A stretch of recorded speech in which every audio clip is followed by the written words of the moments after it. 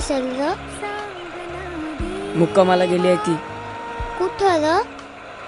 दुसऱ्या वस्तीवर. कोणच्या? देवाच्या वस्तीवर.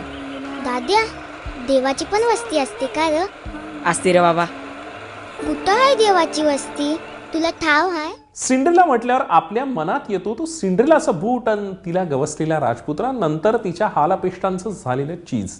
या सगळ्या गोष्टी ओघाने येतात. पण इथली सिंड्रेला, तिची संकल्पना, जगण्याकडे पाहण्याचा दृष्टिकोन निश्चित वेगळा आहे.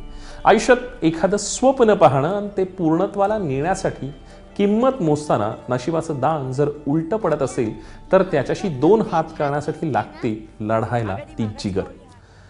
ती सकारात्मकता देणारी ही खरं तर फिल्म आहे. साधेपणा हे या सिंड्रेला या सिनेमाचं शक्तिस्थान आहे, त्याची सिम्प्लिसिटी. खरं तर ओपनिंग सिक्वेन्समध्ये आपल्याला कळतं की रस्त्यावरची एक वयस्कर भिकारी आजी देवाघरी गेली आणि तिच्या पाठीमागे तिची नातवंड आहे, अस्क्या आणि राणी. आता त्या मुलांचं कसं होणार इथपासून आपल्या मनात प्रश्नांचं मोहोळ सुरू होतं. जगण्याचं भान या 2 चिमुरड्यांना अकाली प्रौढत्व देतं, पण तरीही लहान मुलांचं असणारं मूल पण त्यांच्यामध्ये आहे.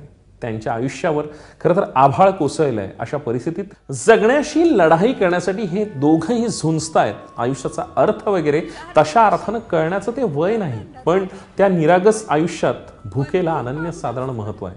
पण आजीची शिकवणही आहे, काही करायचं पण भीक मागायची नाही, आयुष्यात कोणाकडे हात पसरायचे नाहीत.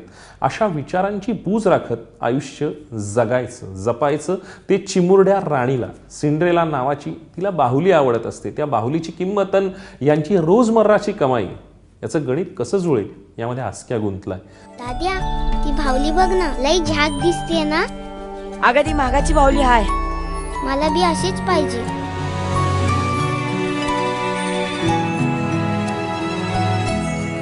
हे बघ, त्या बाहुलीचा आणि आपला काही एक संबंध नाही. आपली भूक ही आपली कायली. मग आयुष्य कोणत्या वळणावर त्याला घेऊन जातं, काय काय कशा प्रकारे घडतं, आयुष्यामधले ट्विस्ट अँड टर्न्स कशा प्रकारे येतात, या सगळ्या गोष्टींचा कॅनव्हास म्हणजे सिंड्रेला. या गोष्टीमध्ये असणारा साधेपणा, सच्चेपणा ही या सिनेमाची ताकद आहे. यामधले चेहरे याकूब सईद, जनार्दन परब आणि मंगेश देसाई वगळता आपल्याला तसे ते परिचयाचे नाही, पण सगळे मनापासून काम करताना दिसतात. ती प्रामाणिकता, ती सच्चाई महत्त्वाची आहे. किरण नागती या दिग्दर्शकाचा हा पहिलाच प्रयत्न आहे. कोणत्याही फिल्म इन्स्टिट्यूटमध्ये पहिला धडा गिरवला जातो तो पहिला सिनेमा करत असताना शक्यतो लहान मुलं आणि प्राणी यांच्या समावेशाशिवाय सिनेमा करता आला तर बघा. पण किरणने नेमकं हे आव्हान पेललं आहे. त्याच्यासाठी त्याला स्पेशल ब्राउनी पॉइंट्स द्यायला हवेत. रुपेश बने आणि यशस्वी वेंगुर्लेकर या दोघांनी साकारलेल्या अस्क्या आणि राणी कमालीचे आहेत.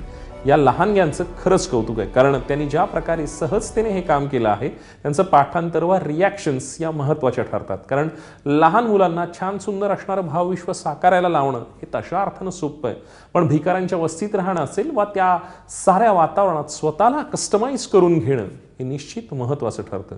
रुपेश बनेने साकारलेल्या अस्क्या ज्यावेळी राणी हरवते वा बाहुलीवरून बंगल्यात त्याच्यावर आळ घेतला जातो त्यावेळी त्याचं व्यक्त होणं कमालीचं आहे. यशस्वी वेंगुर्लेकरनाही फुल ऑन बॅटिंग केले. वयाच्या मानानं तिचं व्यक्त होणं खरंच छान आहे.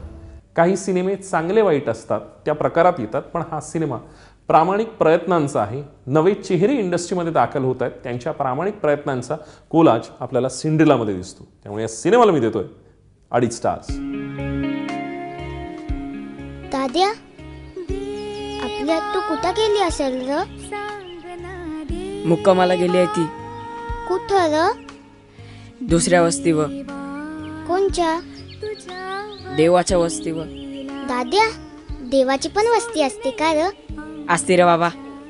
कुठं आहे देवाची वस्ती? तुला ठाव आहे? हा, वर ढगात हाय. वर ढगात?